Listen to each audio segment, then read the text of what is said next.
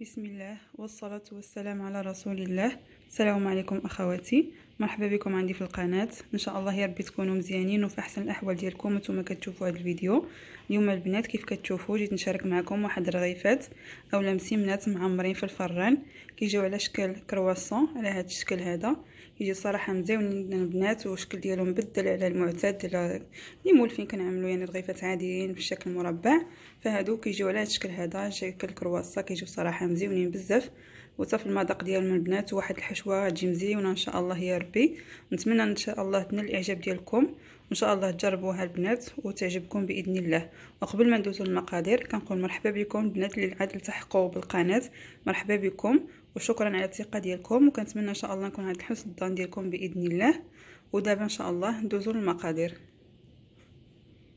بالنسبه للمقادير البنات، اول حاجه غادي نعملوها هي غادي نعجنوا هذاك العجينه ديال المسمن. العجينه ديال المسمن كما كنعرفوا كاملين يعني كلشي المغاربه تبارك الله ما شاء الله كلشي كيعرف يعجن المسمن.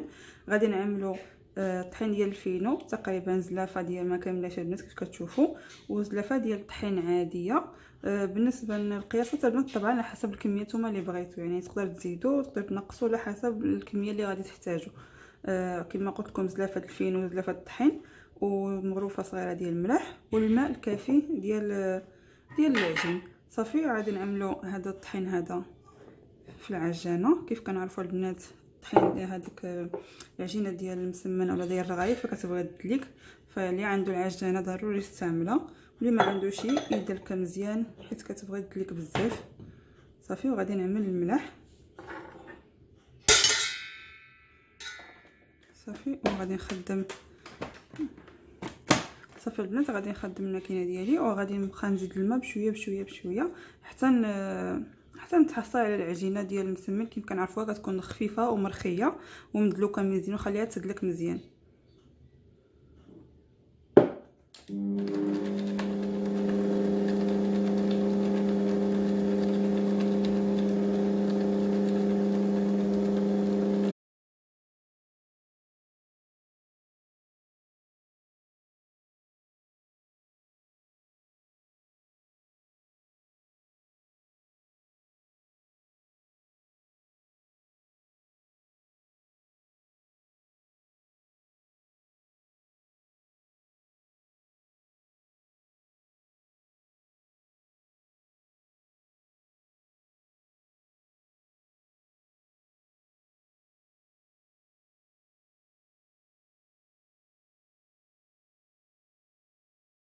صافي البنات ها هي العجينه ديالي من بعد ما دلكت مزيان كتجي على هذا الشكل هذا. خليتها دلكت مزيان تقريبا شي 10 دقائق هي كتدلك. ها هي كيف كتشوفوا. السر البنات ديال العجين دائما ديال المسمن هو الدليك البنات باش كتساعدنا ملي كنبغيو نشكلوها ولا كنبغيو ندلقوها ما كتقطع ما والو. صافي دابا غادي نكورها على شكل المسمنات بحال اللي كنعملوا المسمن دائما. غادي ندهن هنايا البنات عندي الزبده والزيت مخلطين. انا ديما البنات في التوره كنعمل الزبده والزيت، ممكن تستعملوا غير الزيت بوحديته ولكن الزبده والزيت صراحه كيجيو احسن. صافي غادي ندهن وغنعمل كويرات ديال التبن بهذا الشكل هذا.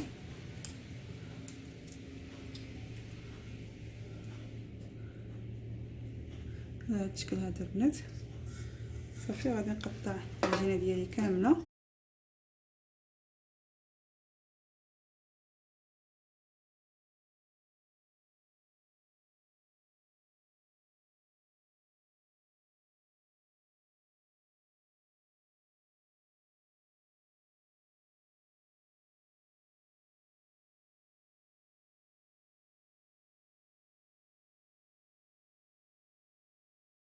صافي البنات من بعد ما كملت بهاد المسمنات هذه كورتهم على هذا الشكل هذا، هما عطاوني 8 ديال المسمنات. صافي البنات دابا غادي نغطيهم بهاد البلاستيكه ونخليهم يرتاحوا شويش. كيف كنعرفوا المسمن يعني ما فيه لا خميره لا والو، نخليهم يرتاحوا على خاطرهم باش يسهلوا علينا الطريقه اللي نكونوا نبغيو نطلقوهم.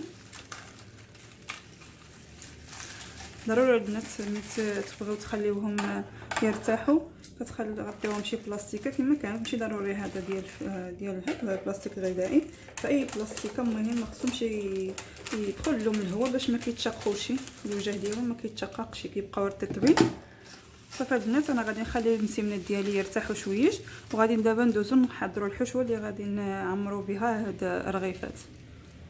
بالنسبه للمقادير ديال الحشوه البنات غادي نحتاجو 2 ديال الصدوره ديال الجداد مقطعين طريفه التتوين البنات على الشكل هذا، نغسلهم بعد ما غسلتهم طبعا بالملح والليمون، قطعتهم خليتهم ينشفوا وقطعتهم على هذا الشكل هذا. غادي نحتاجو فلفل على هذا الشكل هذا تقريبا القياس ديال الفلفله وحده. عندنا هنايا بصله متوسطه الحجم مقطعه صغيره. عندي هنايا قرع خضراء حتى هي وحده متوسطه الحجم محكوكه، والجعده واحد الجعده حتى هي متوسطه الحجم محكوكه على الشكل هذا. صافي غادي نحتاجو الزيت اللي غادي نطيبو به، وغادي نحتاجو الربيع. عندي هنايا غير معدنوس. عندي هنايا لاصوص ديال الصوجا، وغادي نحتاجو كذلك مغرفه صغيره ديال مرطاد، مغرفه صغيره ديال بودره ديال الثوم، نصف معلقه صغيره ديال اللقامه خاصه ديال الجداد. هذه البنات كيف كنقول لكم ما كتجيو عند العشاب هو كيعدل لكم، واللي ما عندوش ما قدرش يتوفر عليها فيمكن نستغني عليها. صافي وغادي نحتاجو هنايا نصف معلقه ديال الابزار ومغرفه ونص ديال الملح. صافي البنات هذه هما المكونات، ودابا غادي ندوزو للطريقه ديال التحضير. اول حاجه البنات غادي نعملو مقله، وغادي نعملو فيها الزيت الكافي اللي غادي نطيبو فيه. صافي وغادي نعملو اول حاجه البنات هي البصل والفلفل، وما كيبغيو شويش يتشحروا هما الاولى.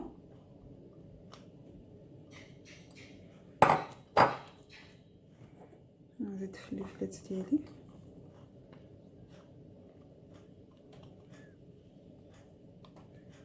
غادي نخليهم البنات يتشحروا شويش، عاد نزيدو هذاك الجعده والقرع ديالي، لان الجعده وهذيك محكوكين رقاقين دغيا كيطيبوا، كيديو شي وقت بزاف. البصل والفلفلات هما اللي كيبغيو شويش باش يهبطوا شويش. صافي غادي نخليهم يهبطوا غير شويش ونرجع باش نكمل باقي المكونات. صافي من بعد ما تشحرنا هاد البصيله وهاد الفلفلات غادي نزيدو هاد قرع خضراء محكوكه، نزيدو الجعده ولا الجزر،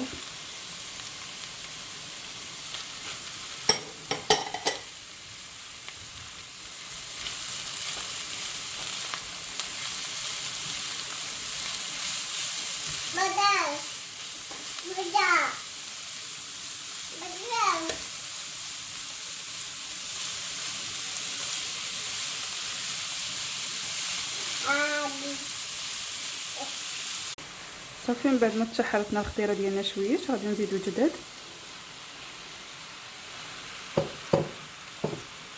وغادي نزيدو اللقامه البنات، نزيدو هذيك بودره ديال الثوم واللقامه ديال الجداد والملح والابزار،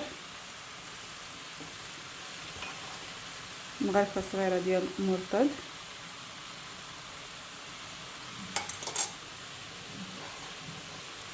وهذيك الصويا صوص اولا الصوص ديال الصوجا.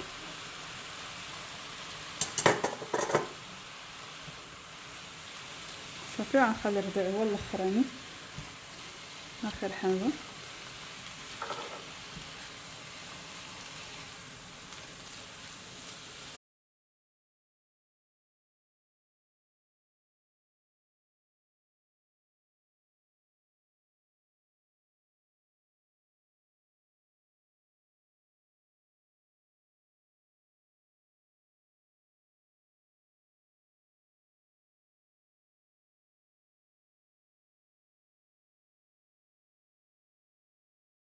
صافي البنات واخر حاجه غادي نزيد على الربيع. ها هي الحشوه ديالي قربت دابا طيب ما بقلاش بزاف.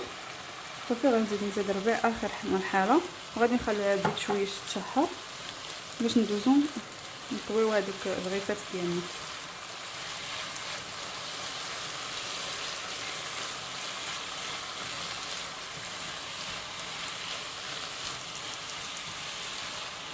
صافي البنات من بعد ما خلينا الحشوه حتى طيب كملناها، خلينا باقي خصها دابا غير طيب شويش. دابا غادي ندوزو لهاد الرغيفات ديالنا وغادي نطلقوهم على الشكل العادي ديال الرغيفات مربعين كيف كنطلقوا الرغيف عاديين.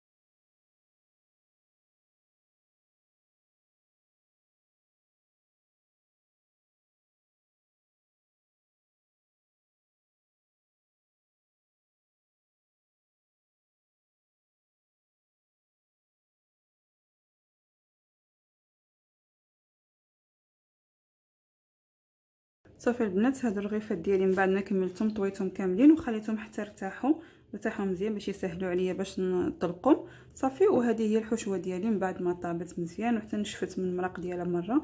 صافي عملتها في هذه الزليفه. دابا غادي ندوزو للطريقه اللي غادي نشكلوا بها هاد الرغيفات. بالنسبه كيف قلت لكم البنات كنجيبوا واحد العجينه ديال الرغيفات اللي طوينه كنعملوهم على هذا الشكل هذا. هذا القنت هذا خصو يكون متجه هنا عندنا. صافي وكنطلقوهم على هذا الشكل هذا، نطلقوهم مزيان.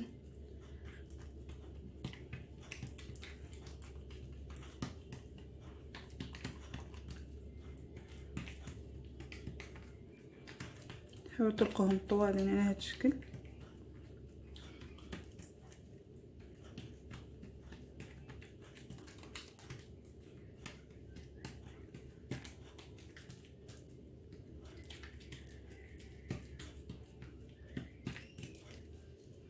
صافي وغادي نجيب الحشوه نعملها في الوسط.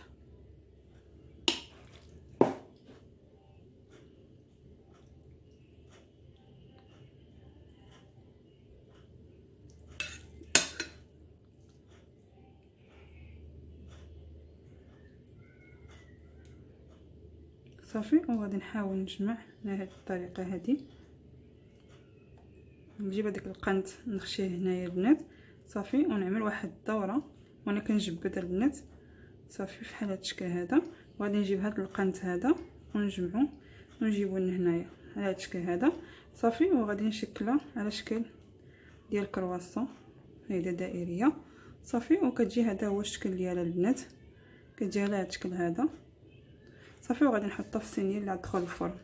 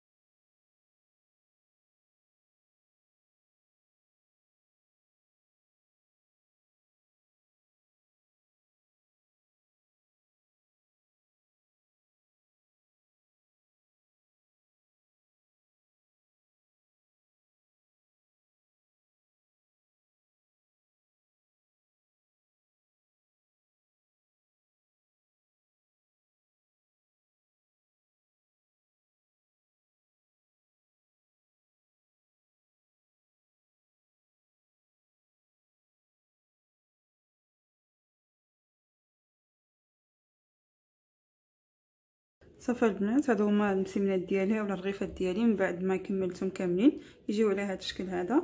صافي البنات دابا غادي الحاجه اللي غادي نعمل هو غادي نرش عليهم واحد شويه ديال حبوب ديال الشيا. ممكن تستعملوا اي نوع ديال الحبوب، الزنجلان ولا زرع الكتان. انا غادي نعملها شويه ديال حبوب ديال الشيا باش نعطيهم شويه ديال الديكور ما يبقاوش هكذا حاسبين.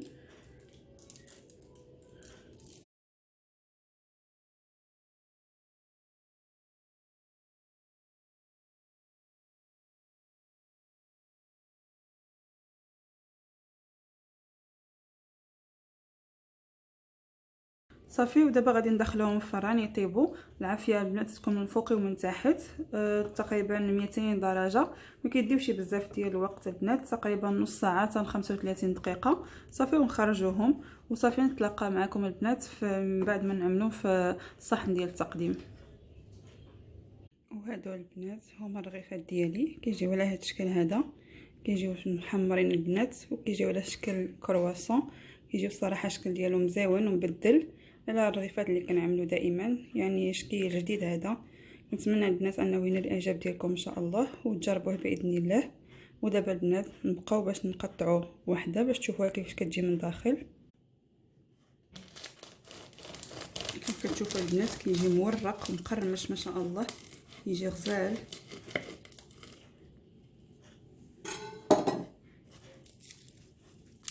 وهذه هي الرغيفه ديالي البنات من داخل كيف كتشوفوا كتجي مورقه ما شاء الله. ها هما الرغيفات البنات وكيجيو مقرمشين، يجيو صراحه مزيونين البنات. كنتمنى انهم ينالوا الاعجاب ديالكم ان شاء الله البنات وتجربوهم، وان شاء الله نشوفكم فيديو جديد. في امان الله والسلام عليكم.